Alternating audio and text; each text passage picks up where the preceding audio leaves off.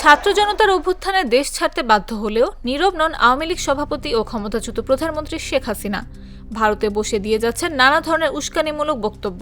Prime Minister Modi, and I made it very clear that okay, if you want to keep her, that probably. সম্প্রতি বিমস্টেক সম্মেলনের ফাঁকে থাইল্যান্ডের ব্যাংককে সাক্ষাৎকালে প্রধান উপদেষ্টা ডক্টর মোহাম্মদ ইউনূস এ ব্যাপারে ভারতের প্রধানমন্ত্রী নরেন্দ্র মোদীর দৃষ্টি আকর্ষণ করেছিলেন।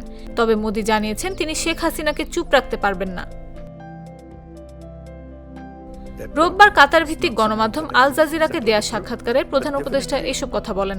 টক টু আল জাজিরার শীর্ষক অনুষ্ঠানটির উপস্থাপক ছিলেন আল জাজিরার সাংবাদিক নিয়েভ বার্কার। দীর্ঘ সাক্ষাৎকারে জুলাই বিপ্লব, নির্বাচন, সংস্কার, রোহিঙ্গা এবং দুর্নীতি সহ বিভিন্ন প্রসঙ্গ আসে। শেখ হাসিনা দাবি করেন তিনি এখনও বাংলাদেশের প্রধানমন্ত্রী। তিনি ভারত থেকে এসব বিবৃতি দিচ্ছেন। অন্তর্বর্তী সরকার ভারতে তার অবস্থানকে কিভাবে দেখে এমন প্রশ্নের জবাবে ডক্টর ইউনূস বলেন, ব্যাংককে বিমস্টেক সম্মেলন হয়েছিল, যেখানে প্রধানমন্ত্রী নরেন্দ্র মোদী সহ বিমস্টেকভুক্ত দেশের সব সরকার প্রধান এসেছিলেন।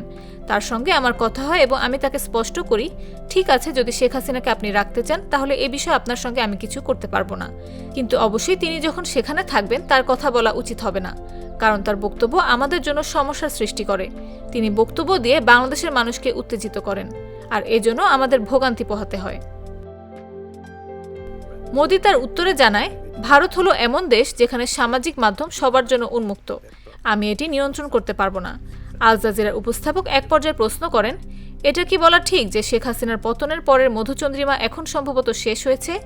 কিছু বেশ বড় চ্যালেঞ্জ রয়েছে যেগুলোর সুনির্দিষ্ট জবাব আপনাকে দিতে হবে, কারণ পুরনো ক্ষমতাধরদের প্রভাব রয়েছে। অন্যরা রাজনৈতিক শূন্যতাকে কাজে লাগাতে চাইতে পারে, যেমন লাখ লাখ রোহিঙ্গা শরণার্থী রয়েছে। এর সমাধান কি বাংলাদেশ একা করতে পারে?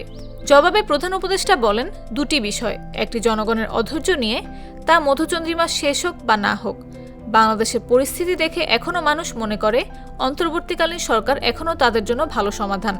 তারা বলছে না অন্তর্বর্তী সরকারকে যেতে দাও, আজ আমাদের নির্বাচন, কেউ তা বলেনি। এই দিকেই আমরা যাচ্ছি। আমরা এমন কোনো সমস্যার মুখোমুখি হইনি যেখানে লোকেরা বলছে যত তাড়াতাড়ি সম্ভব তাদের হস্তান্তর করো। রোহিঙ্গা একটি সম্পূর্ণ পৃথক বিষয় উল্লেখ করে তিনি বলেন, আমরা আন্তর্জাতিক সংস্থা জাতিসংঘের সাথে রোহিঙ্গা সমস্যা নিয়ে কাজ করছি এবং এই লোকেরা যাতে নিরাপদে বাড়ি ফিরে যেতে পারে তা নিশ্চিত করার জন্য কাজ করছি। আমাদের চিন্তা হলো কিভাবে বাংলাদেশ ও মিয়ানমারের মধ্যে কিছু বোঝাপড়া তৈরি করা যায় যাতে রোহিঙ্গারা তাদের নিজেদের বাড়িতে ফিরে যেতে এবং নিরাপদ পুনর্বাসন করতে পারে।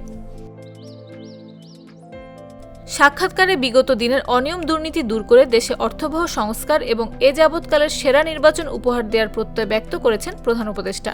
নির্বাচনের আগে সংস্কারের তালিকা ছোট হলে ডিসেম্বরের মধ্যে নির্বাচন এবং তালিকা বড় হলে আগামী বছর জুনের মধ্যে নির্বাচন অনুষ্ঠানের কথা বলেছেন তিনি।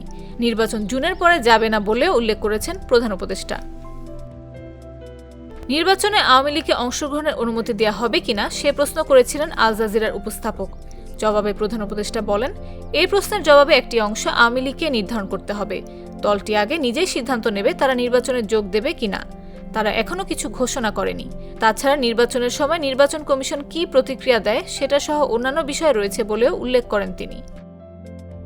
তাহলে প্রধান উপদেষ্টা আওয়ামী লীগের নির্বাচনে অংশ নেওয়ার বিষয়টি নির্বাচন কমিশনের ওপর ছেড়ে দিচ্ছেন কিনা সে প্রশ্ন সাক্ষাৎকারে উঠে আসে। জবাবে অধ্যাপক মোহাম্মদ ইউনূস বলেন, সেটা নয়, অন্যান্য দল আছে যারা বলতে পারে যে এই আইনের অধীনে তারা নির্বাচনে অংশগ্রহণ করতে পারবে না। নাফিস আব্দুল্লাহ, জাগো নিউজ।